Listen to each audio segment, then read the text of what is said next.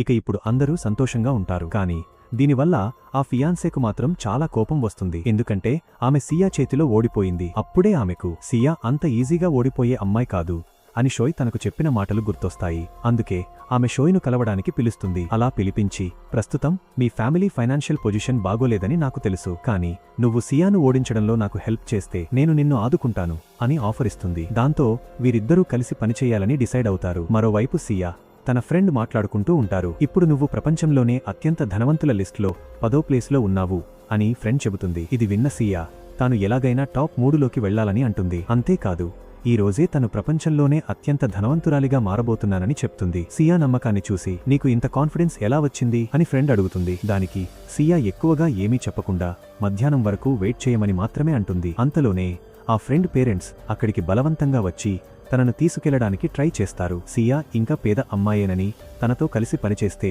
కూతురి భవిష్యత్తు నాశనమైపోతుందని వాళ్లు భయపడతారు. అందుకే ఏదైనా చిన్న కంపెనీలో జాబ్ చేయమని ఫోర్స్ చేస్తారు. కానీ ఫ్రెండ్కు అది అస్సలు ఇష్టం లేక నో చెబుతుంది. దీనికి పేరెంట్స్ చాలా బాధపడతారు. సియా వల్లే తమ కూతురు పాడైపోతుందని నిందనంతా సియాపై వేస్తారు. ఆ అమ్మాయి గనుక మాకు దొరికితే సరైన బుద్ధి చెబుతాం అని కోప్పడతారు. ఇది విన్న ఫ్రెండ్ వాళ్లను శాంతపరచడానికి ట్రై చేస్తుంది. మీరు సియా గురించి అనుకుంటున్నట్లు ఆమె అలాంటిది కాదు, తనిప్పుడు చాలా మారిపోయింది, బాగా రిచ్ కూడా అయింది అని చెప్తుంది. కానీ ఆ పేరెంట్స్ ఇదంతా తమను మోసం చేయడానికి, వీరిద్దరూ కలిసి ఆడుతున్న డ్రామా అని నమ్ముతారు. వాళ్లు కూతురిని లాక్కెళ్తుంటే ఫ్రెండ్కు ఇష్టం లేదని గ్రహించిన సియా తానే రంగంలోకి దిగుతుంది. వాళ్ల ముందుకు వచ్చి, నేనే సియాను అని చెప్తుంది. ఆమె మునుపటి కంటే కొంచెం స్టైలిష్గా మారడం వల్ల, అలాగే వాళ్లు ఇదివరకు సియాను సరిగ్గా చూసి ఉండకపోవడం వల్ల ఆమె మాటలు వింటారు. సియా వాళ్లకు నచ్చజెపుతూ మధ్యాహ్నం కల్లా తను కోటీశ్వరరాలు కాబోతున్నానని, కోట్లాది రూపాయలు రాబోతున్నాయని వివరిస్తుంది.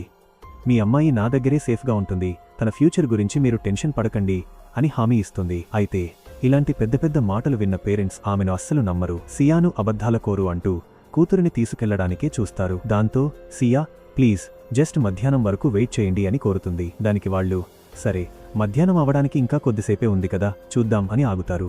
కట్ చేస్తే మధ్యాహ్నం అవ్వగానే సియా తన షేర్ మార్కెట్ డీటెయిల్స్ అందరికీ చూపిస్తుంది. సియా ఇన్వెస్ట్ చేసిన స్టాక్స్ అన్నీ చాలా వేగంగా లాభాల్లోకి దూసుకుపోవడం చూసి వాళ్ళు షాక్ అవుతారు.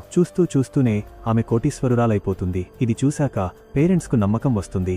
తమ కూతురు ఒక మంచి అమ్మాయితోనే ఉందని హ్యాపీగా ఫీల్ అవుతారు. అందుకే వాళ్ళు సియాకు సపోర్ట్ చేస్తూ కూతురిని అక్కడే వర్క్ చేసుకోమని చెప్పి సైలెంట్గా వెళ్ళిపోతారు. ఇప్పుడు సియా కంపెనీ ప్రపంచంలోనే నంబర్ 1 పొజిషన్కి చేరుకుంటుంది.